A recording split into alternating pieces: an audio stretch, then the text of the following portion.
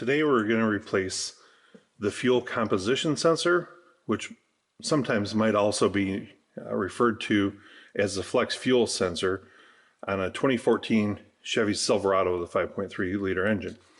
So we're on the driver's side frame rail. This is almost underneath the driver's seat.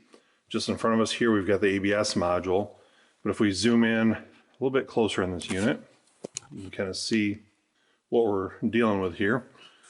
Now this one was actually shorted out, and you can kind of see the electrical connector. We're going to end up replacing the connector also.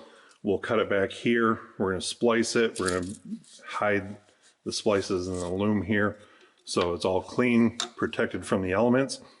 But previously this unit shorted out, blew a fuse, and set a ton of different trouble codes for circuits that were also in that fuse.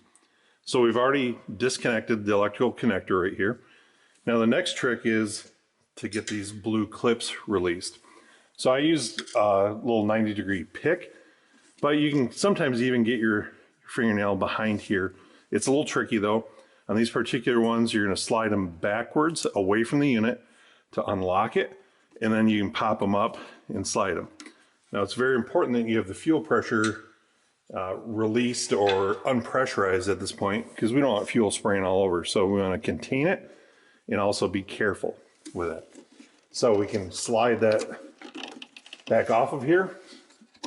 This unit is also held in place just by a plastic clip. So on the top there's a locating tab. On the bottom there's a little clip here, so that'll pop into place, and you can see we've got it off the other one. Now I'm going to work to release this clip here. I'll slide the locking tabs back, release them a little bit, get my pick in there to help pop that out, and we've released it. So now I can take my new unit, remove my protective plugs.